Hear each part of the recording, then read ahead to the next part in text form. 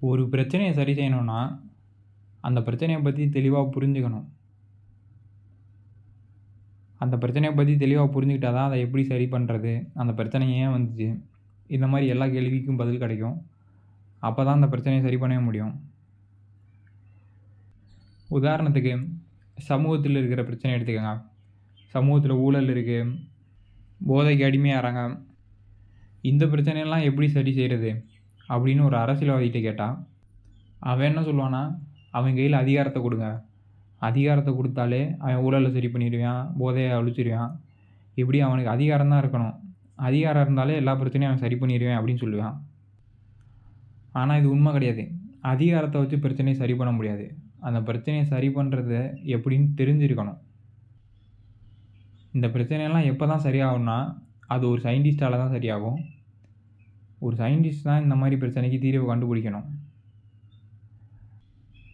ஊழல ஒழிக்கணும்னா, ஊழல் நடக்கிறதுக்கு காரணமே பேராசை இருக்க மனிதர்கள் தான். அவங்க கிட்ட எவ்வளோ பணம் இருந்தாலும் மனசுக்கு பத்த மாட்டேங்குது. இன்னும் வேணும்னு தோணுது. அதனால தான் அவங்க ஊழல் பண்ணி இன்னும் நெறைய காசு சேர்க்குறாங்க. அவங்களுக்கு மனநிறைவுன்றதே இருக்கிறதில்ல. இந்த பிரச்சனைய சரி பண்ணணும்னா, மக்கள திருத்தணும். திருத்தி மனநிறைவோட இருக்க வைக்கணும். அது ஒரு வழி. இல்லன்னா, அரசாங்கத்த கவனிக்கிற மாதிரி தொழில்நுட்பம் வளரணும். தொழில்நுட்பம் வளர்ந்துச்சுனாலே எங்க என்ன நடக்குதுன்னு தெரியும். அப்போ ஊழல கண்டுபிடிக்க முடியும். கண்டுபிடிச்சாலே தடுக்க முடியும். அந்த தொழில்நுட்பத்த கண்டுபிடிக்கிறதும் ஒரு சயின்டிஸ்ட் தான். மக்கள எப்படி திருத்துறது? அப்படின்றத கண்டுபிடிக்கிறதும் ஒரு சயின்டிஸ்ட் தான். அதே மாரி தான் போதைய ஒழிக்கிறதுமே. போதைய ஒழிக்கணும்னா, போதைய மக்கள் ஏன் தேடுறாங்க? மக்கள் மனசுல நிம்மதி இருக்கிறதில்ல. வாழ்க்கைக்கு எந்த அர்த்தமும் இருக்கிறதில்ல. இப்படி இருக்கிறதுனால தான் தன்னோட வாழ்க்கைய மறக்கிறதுக்காண்டி போதைய தேடுறாங்க. போதைன்றது வெறும் சாராயம், சிகரெட் இது மட்டும் கிடையாது. பல விஷயங்கள செஞ்சு தன்னைத்தானே மறக்க முயற்சி பண்ணுவாங்க. ஃபோன நோண்டி, வேலைக்கு போயி, இது மாரி ஏதாவது ஒண்ணு தொடர்ந்து செஞ்சுக்கிட்டே இருக்கணும். நான் ஒருத்தன் இருக்கேன், நான் ஒருத்தன் வாழ்ந்துக்கிட்டு இருக்கேன். எனக்கு ஒரு வாழ்க்கை இருக்கு அப்படின்றதே மறந்துறணும். இப்படி தன்னைத்தானே மறக்க முயற்சி பண்றது எல்லாமே போதை தான். வாழ்க்கைக்கு அர்த்தம் இல்லாம இருக்கும்போது இந்த மாரி தான் மக்கள் போதைய தேடுவாங்க. இந்த பிரச்சனைய சரி பண்றதும் ஒரு சயின்டிஸ்ட் தான். அரசியல்வாதினால இந்த பிரச்சனைய சரி பண்ண முடியாது. ஒரு பிரச்சனைய சரி பண்ணணும்னா, அந்த பிரச்சனைய பத்தி புரிஞ்சுக்கணும். ஆனா, அரசியல்வாதி அத பத்தி புரிஞ்சுக்கவே மாட்டாங்க. புரியவும் வைக்க மாட்டாங்க. அதிகாரம் கிடைச்சா போதும்.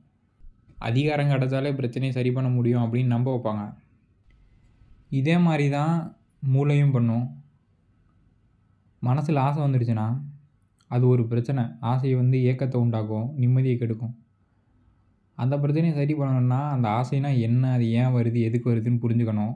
பயம் வந்துச்சுன்னா, அந்த பயம் ஏன் வருது? எதுக்கு வருதுன்னு புரிஞ்சுக்கணும். இந்த மாதிரி எல்லாத்தையும் பத்தியும் புரிஞ்சுக்கணும். வாழ்க்கையுமே ஏன் வாழ்றோம்? எதுக்கு வாழ்றோம்? வாழ்க்கையோட அர்த்தம் என்ன? இந்த மாரி புரிஞ்சு வாழ்க்கைய வாழணும்.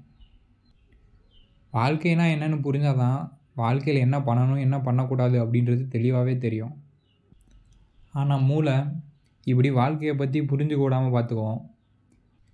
மூளை என்ன சொல்லும்னா, "நீ எதையுமே புரிஞ்சுக்க வேணாம். ஆசை வந்துச்சுன்னா, அந்த ஆசைய நீ புரிஞ்சுக்கவே வேணாம். எது ஆசைப்பட்டியோ அத அடைஞ்சிரணும். அடைஞ்சா போதும். நீ ஆசைய புரிஞ்சுக்க வேணாம். ஆசைப்பட்டத அடைஞ்சா போதும்." அதே மாரி பயம் வந்தாலும், இந்த பயம் ஏன் வருதுன்னு புரிஞ்சுக்க வேணாம். நீ அந்த பயப்படுறத பார்த்து தப்பிச்சு ஓடுனாலே போதும். இப்படி பிரச்சனை வரும்போதெல்லாம், அந்த பிரச்சனைய புரிஞ்சுக்காம, ஏதோ ஒண்ணு அடையணும். ஆசை வந்தா ஆசைப்பட்டத அடையணும். பிரச்சனை வந்தா பிரச்சனையிலேருந்து தப்பிக்கிறதுக்கு எது வேணுமோ அத அடையணும். இப்படி மூளை ஏதோ ஒரு விஷயத்த அடையிறது தான் தீர்வுன்னே சொல்லும். எப்படி ஒரு அரசியல்வாதி சமூகத்தில இருக்க பிரச்சனைய தீர்க்கிறதுக்கு, அந்த பிரச்சனைய புரிஞ்சுக்கணும்னு சொல்ல மாட்டான். அதிகாரத்த அடையணும் அப்படின்னு தான் சொல்லுவான். அதே மாரி தான் மூளையும். உங்க வாழ்க்கையில வர பிரச்சனைய தீர்க்கிறதுக்கு அத புரிஞ்சுக்கணும்னு சொல்லாது. ஏதோ ஒரு விஷயத்த அடையணும் அப்படின்னு தான் சொல்லும். வாழ்க்கையில வர பிரச்சனைய சரி பண்ணணும்னா, உங்களுக்குள்ள என்ன நடக்குது அப்படின்றத நீங்க புரிஞ்சுக்கணும். ஆனா மூளை உங்களுக்குள்ள நடக்கிறத புரிஞ்சுக்க கூடாது. வெளியில ஏதோ விஷயத்த அடையணும். அந்த அடைய வேண்டிய விஷயத்த எப்படி அடையிறது? அப்படின்றத பத்தி தான் யோசிக்க வைக்கும். அத பத்தி தான் புரிஞ்சுக்க வைக்கும். உங்களுக்குள்ள நடக்கிற விஷயத்த பத்தி யோசிக்க வைக்காது, புரிஞ்சுக்க வைக்காது.